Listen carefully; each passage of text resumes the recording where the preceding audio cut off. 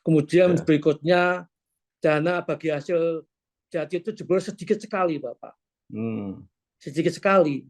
Jadi tidak sesuai dengan kerusakan jalan yang diakibat dari tebangan tadi di tengah-tengah hutan, tidak imbang. Ya. Tidak imbang. Contohnya Bapak, dana bagi hasil kayu jati itu 6%. Ya. Tetapi 6% itu tidak diambil dari produk seluruhnya. Tidak diambil dari harga pada saat itu, tapi diambil dari dana provinsi yang sebesar 12%.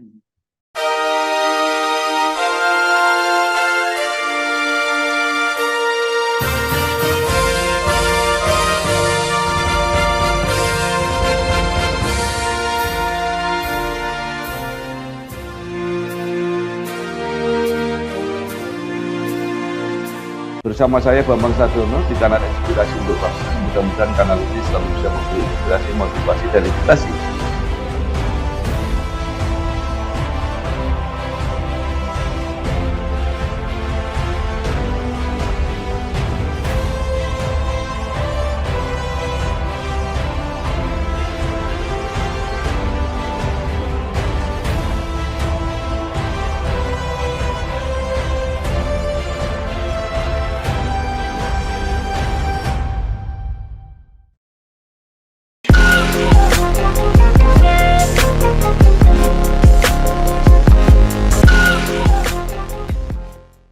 Assalamualaikum warahmatullahi wabarakatuh. Salam sejahtera untuk kita semua. Bersama saya Bambang Sadiono di kanal Inspirasi untuk Bangsa. Mudah-mudahan kanal ini selalu bisa memberi inspirasi, motivasi, dan edukasi. Kami sedang membuat program dengan judul Sejuta Harapan pada Prabowo Gibran. Menurut rencana, selain akan kami tayangkan, program ini juga akan kami bukukan. Saat ini saya sudah bersama dengan Bapak Joko Nugroho, atau lengkapnya adalah Letnan Kolonel Infanteri Purnawirawan Joko Nugroho, mantan Bupati Blora yang saat ini menjabat sebagai Ketua DPC Gerindra Kabupaten Blora. Apa kabar Pak Koko? Alhamdulillah, kabar baik Pak Bambang. Iya. Beliau lahir di Blora 25 Mei 1963, lulusan Akademi Militer tahun 1988, kemudian pernah menjabat sebagai Komandan Kodim 0720 di Rembang, kemudian menjadi Bupati Blora untuk 2 periode, 2010 sampai 2021, dan saat ini menjadi Ketua Dewan Pimpinan Cabang Partai Gerindra Kabupaten Blora. Ya, menurut Pak Koko, apa makna kemenangan Prabowo Gibran bagi Bapak sebagai Ketua Partai Gerindra di Kabupaten Blora? Ya, alhamdulillah Pak Bambang. Jadi ini benar-benar berkah buat Partai Gerindra di Kabupaten Blora. Ya, menjadi daya ungkit, semangat, spirit, motivasi jajaran DPC Kabupaten Blora yang selama ini mungkin dia tidak percaya bahwa Gerindra akan bisa mampu besar. Alhamdulillah ini kita buktikan. Jadi sekali lagi mudah-mudahan ini menjadi modal besar dalam rangka pengabdian selanjutnya Pak Bambang. Kalau tidak salah itu ya, Blora pernah menarik perhatian karena termasuk yang pertama mengusulkan agar Mas Gibran Rakabuming Raka itu menjadi wakil presidennya Pak Prabowo. Yeah. Bisa diceritakan Pak itu Pak? Siap. Jadi memang asal mulai itu bukan saya Pak Bambang, tetapi relawan Platka, relawannya Mas Gibran yang ada di Blora. Nah, saya membaca rencana itu menarik dan saya diundang, alhamdulillah saya senang sekali. Harapan saya memang kehadiran saya bisa menjadi perhatian masyarakat Kabupaten Blora lah. Karena ide ini menarik. Ya, kalau misalkan pasangannya sama yang sepuh-sepuh kan sesuatu yang biasa ya Pak Bambang. Yeah. Tapi kalau ini yang muda ini apa namanya menarik. Dan memang perlu yang perlu yang beda pada yang lain, Pak Bang. Ini biar mendapatkan perhatian orang banyak, dan alhamdulillah itu terbukti lama-lama jadi semakin besar, itu luar biasa sekali ya. Yang dikira pada saat itu menurut orang lain tidak mungkin, ternyata mungkin. Nah, itu tambah mengagetkan gitu, Pak. Ya, iya.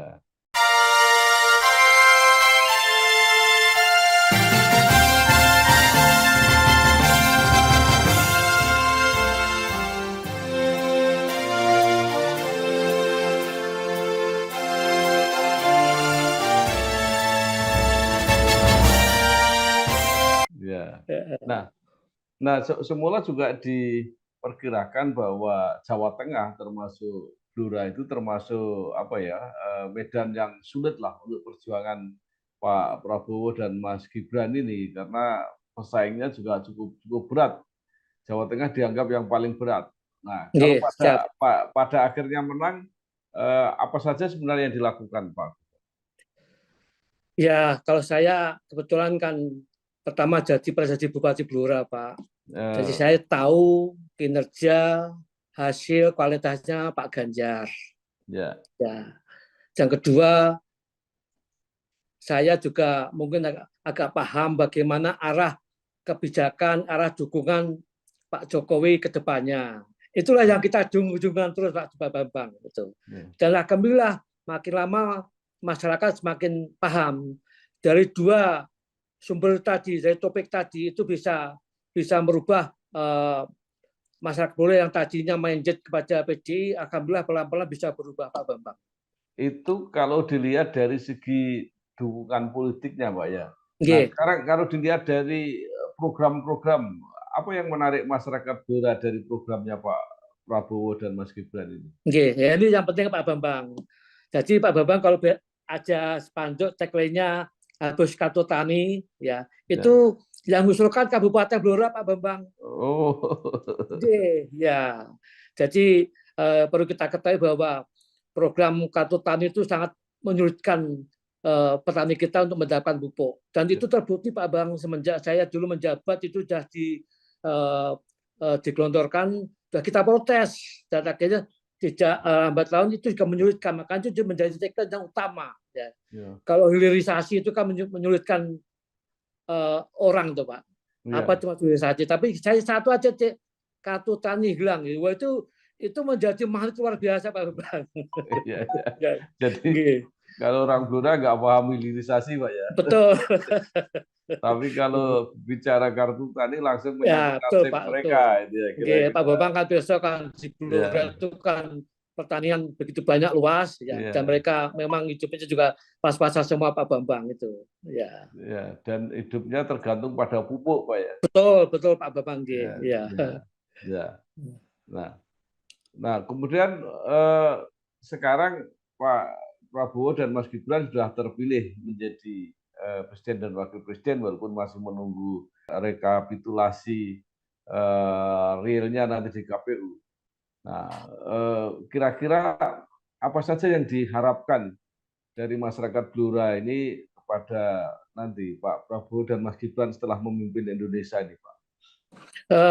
Tentu yang berkaitan dengan moto kampanye tadi, Pak Bambang. Kita pengen aja pupuk itu tidak pakai Kartu Tani, Pak Bambang. Pupuk bisa sampai di petani dengan murah, ya. Dengan stok yang memadai itu bagaimana? Itu yang perlu kita dorong dari programnya beliau, Bapak. Jadi sekali lagi kalau itu bisa dilaksanakan sampai ke petani, alhamdulillah Blora makmur, ya.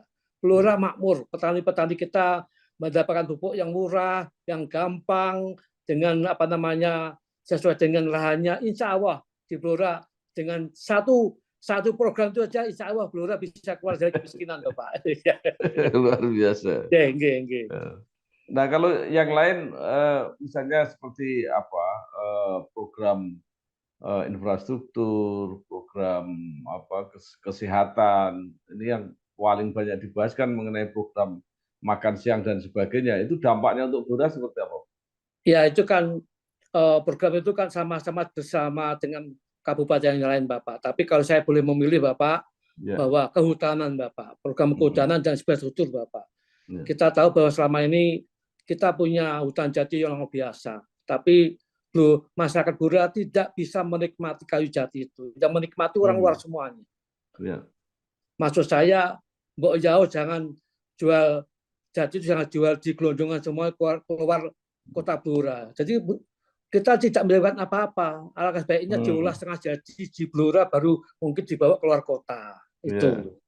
Kemudian berikutnya dana bagi hasil jati itu jebol sedikit sekali, Bapak. Sedikit sekali. Jadi tidak sesuai dengan kerusakan jalan yang diakibat dari tebangan tadi di tengah-tengah hutan, tidak imbang. Tidak imbang. Contohnya Bapak, dana bagi hasil kayu jati itu 6%. Tetapi 6% itu tidak diambil dari produk seluruhnya.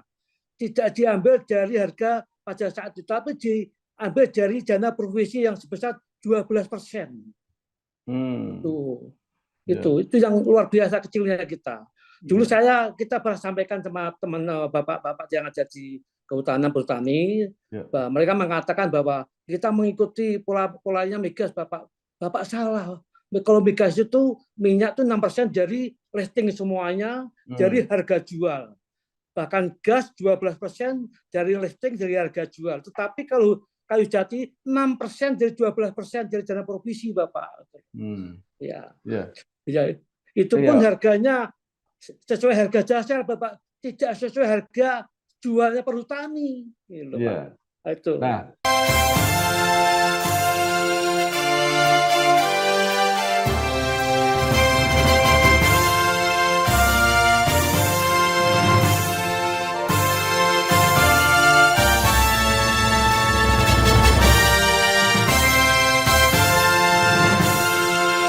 Pak Koko, itu apakah kayu jati itu bagi Blora masih cukup potensial ke depan? Masih, Bapak, masih. Memang sudah banyak berkurang, tetapi kalau saya melihat luasannya dan model kayu masih bisa diharapkan, Bapak. Dan ini sudah berkali-kali saya sampaikan di JPSD provinsi, termasuk juga di hadapan Pak Gubernur, Pak. Masalah ini. Iya, baik, masalah hutan. Nah, kemudian kalau bagi hasil migas seperti apa, Pak, sampai sekarang? Alhamdulillah migas sekarang bagus, Bapak. Ya, memang kemarin beberapa tahun kita tidak mendapatkan dana bagi migas di Blok Tebu, Pak. Sekarang sudah mendapatkan, Pak. Sudah 200 miliar, alhamdulillah, sehingga bisa membuat Blora bisa semakin baik, Bapak itu. Dulu kan tidak ada, untuk Blok Tebu kita tidak mendapatkan, Bapak. Yang dapat adalah sumur-sumur tua yang ada di Kabupaten Blora saja. Nah, sekarang mengenai tebu, Pak, itu bagaimana, Pak? Pabrik gula itu katanya tidak membantu untuk petani-petani Blora, karena itu petani tebu Blora banyak mengirim ke tempat lain. Betul, Bapak, ini memang juga perlu dipercayai juga, kita punya pabrik gula, tetapi justru banyak tebu-tebu yang di Blora dikirim keluar Blora sendiri. Karena memang harganya yang tidak baik di Kabupaten Blora, Pak. Memang manajemennya perlu diperbaiki, Bapak. Itu. Jadi harganya di Blora tidak baik. Semenjak akhir-akhir ini saja, dulu bagus, Bapak. Akhir-akhir ini saja, itu loh. Jadi manajemennya tidak baik, jadi banyak dijual keluar Blora. Sementara kan di Blora sendiri lahan tebu banyak, Bapak. Jadi kasihan juga mereka tempat tebu ini. Baik, sekarang Pak Prabowo dan Mas Gibran, kelihatannya mudah-mudahan hasilnya sama dengan hitung cepat yang sekarang sudah beredar. Nah, menurut Pak Koko apa yang harus dilakukan, terutama oleh Partai Gerindra untuk mengawal ke depan agar apa yang sudah dikampanyekan itu nanti benar-benar bisa menjadi kenyataan. Karena kalau tidak sesuai kan nanti Pak Koko yang akan ditagih oleh masyarakat. Betul, Pak, betul. Ya memang saya ini tidak berada pada lingkungan pemerintahan. Saya tetap akan melaksanakan kegiatan ini, usaha ini kepada ke DPD nanti, Pak. Khususnya pupuk tadi, keperluan masyarakat kecil yang selama ini menjadi moto program dari Pak Prabowo Gibran, termasuk tadi yang Bapak sampaikan tadi tentang tebu, Pak, pabrik gula. Saya minta itu diperbaiki manajemennya sehingga itu menjadi apa namanya daya ungkit kenaikan ekonomi masyarakat Kabupaten Blora di bidang tebu. Ya, sekali lagi cukup pupuk. Kenapa saya sampaikan ini Pak Bambang? Ya. Dari teori pengentasan kemiskinan di negara ini di Blora tidak jalan, Bapak. Tidak jalan. Ya. Kenapa tidak jalan? Yang teorinya kurangi pengeluarannya, tambah pendapatnya, tapi di Blora kebalikannya. Harga pupuk di Blora, di Kota Blora sama pupuk di Telogotuwung beda jauh, Bapak. Listrik beda jauh.